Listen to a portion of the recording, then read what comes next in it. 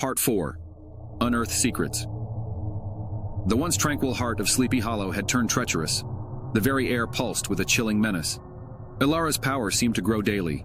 Odd occurrences plagued the town. Shadows danced without a source. Strange echoes resonated from empty corners, and a palpable sense of dread clung to the early morning fog. As days rolled on, Lysandra, Naraya, and Draco grew increasingly alarmed.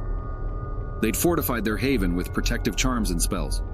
But Ilara, powered by dark forces, managed to breach their defenses time and again, rendering many of Draco's traps ineffective.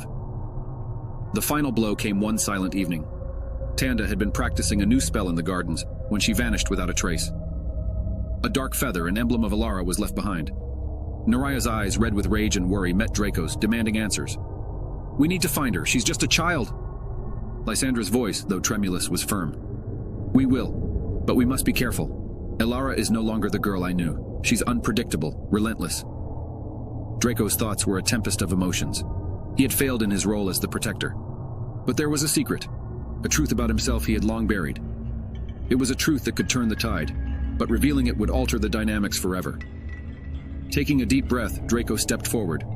"Lysandra, it's time." Lysandra, understanding the weight of his words, nodded. "Do it."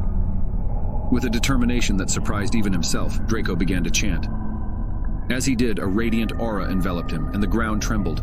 The very elements responded to his call. Fire from the hearth spiraled upwards, forming intricate patterns. Water from the nearby brook rose and danced around him. The wind howled, and the earth pulsated to his rhythm. Naraya stared in disbelief. The man she had known her whole life as a mere handyman was commanding powers that rivaled those of the most seasoned witches. As the chant reached its crescendo, the very fabric of reality seemed to shift. A vision appeared, a vision of Tanda, bound and scared, in a cavern illuminated by green flames. "She's alive," Naraya whispered, tears of relief flooding her eyes. But they all noticed something else. The cavern was guarded, not by Ilara, but by shadowy figures, moving in a hypnotic trance. It was clear they were dealing with more than just Ilara's dark magic. The vision faded, but the weight of Draco's revelation remained. Naraya, still in shock, finally found her voice. You're a warlock?" Draco nodded. "Yes, and it's a story I should have shared long ago." Taking a deep breath, he began recounting his tale. "I hail from the ancient city of Galdoria, a haven for warlocks, but unlike many there, I wasn't obsessed with power. I sought knowledge, balance, and harmony with the world.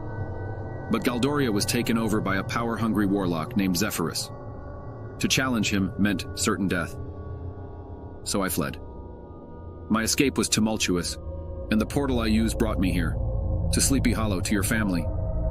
Severely weakened, I hid my true self. Lysandra found me, nursed me back to health, and understood who I was. I became indebted to her and have been serving and protecting this family ever since." Lysandra added, "Draco's powers were a beacon of hope. He chose to suppress them to protect himself and all of us from Zephyrus's wrath. His dedication to our safety has never wavered." Naraya, still processing this revelation, said, "All these years? And you never thought to tell me?" Draco looked down. "I wanted to protect you. The fewer who knew, the safer you all were." But the current predicament pulled them back to reality. Lysandra declared, "We have to get Tanda back, and with Draco's true abilities unveiled, we stand a chance." Naraya interjected, "Ilara wanted the Book of Shadows in exchange for Tanda. We can't just hand it over." Draco nodded. "We won't. We'll devise a plan, but first, we need more information." The trio, united by purpose, began pooling their resources. With Draco's knowledge of ancient rituals and Lysandra and Naraya's understanding of Ilara's magic, they started formulating a strategy. As hours turned to days, they pieced together their plan, ensuring every detail was perfect. The Book of Shadows was pivotal, but they had a few tricks up their sleeves. The time neared for the exchange. With steely resolve, Lysandra, Naraya, and Draco, their true powers now unveiled, marched towards the cavern from the vision, the Book of Shadows securely in tow. The entrance to the cavern was eerily silent. The shadowy figures under Ilara's control loomed, their hollow eyes watching the trio's every move. As they ventured deeper, the oppressive darkness seemed to lift, revealing Tanda, bound and flanked by Ilara. Ilara's voice echoed, "Ah, Lysandra, and you brought the book, how predictable."